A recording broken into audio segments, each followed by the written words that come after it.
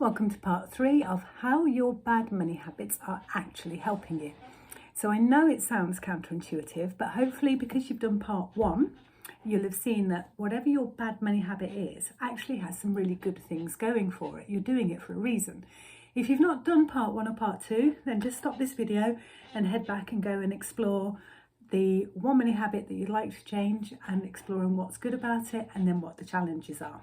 And then come back to this one. If you've done it, you'll know what your habit is. You'll now have a list either on your phone or paper or in your mind of all the positives from that habit. And you'll also have the opposite. You'll have the similar list of all the downsides and the benefits, not the benefits, the challenges that that habit brings for you. So now that you know what your existing bad habit is, how it helps and how it hinders, we're going to try imagining a completely new habit and go through that same exercise. So if your habit, for example, was that you're an impulsive spender and you now know all of the benefits of being an impulsive spender and you also know all of the challenges, I want you to imagine a new habit where you're a deliberate spender, where you spend with intention, or perhaps where you have no spend days, or where you're a deliberate saver. Whatever feels like a comfortable, achievable switch for you. I'm going to stick with my same example that I've done in part 1 and 2, which was that I couldn't look at the bills, I didn't like them, left the envelopes there and therefore didn't actually act or attend on them. So if I switched my old bad money habit and I looked at the bills and I opened the envelopes and I faced them, how was that going to help me? And it did, because I thought I was staying safe by not looking, so I didn't have to feel the fear. But once I'd actually felt the fear, there was a huge sense of relief. There wasn't anything left to be afraid of because I knew it all. So immediately the fear is gone and all of that anxiety, which was one of the downsides of that old bad money habit, just gone.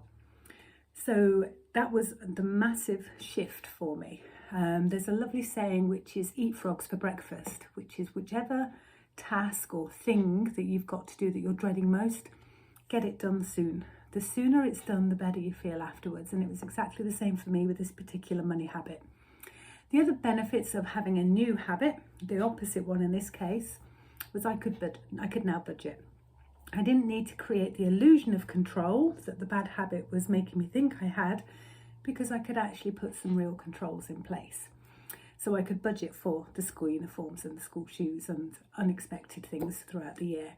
I'm not saying that it was suddenly easy, don't get me wrong, it's simple to do, doesn't necessarily mean it's easy. So I went from being out of control, trying to feel safe with anxious, to actually being in control where there was no anxiety and no fear. After that, it meant that I could face and have a relationship, for want of a better term, with money, which actually opened up many, many more doors in terms of how we increase our income, how we increase our savings, and how we materially change the situation that we're in. So take your habit, switch it into its opposite to begin with, and then go through the exercise again. What is going to be really helping you, what's going to be great and positive about having that new habit? And once again, feel free to comment in the box below. I'd love to hear what you find out.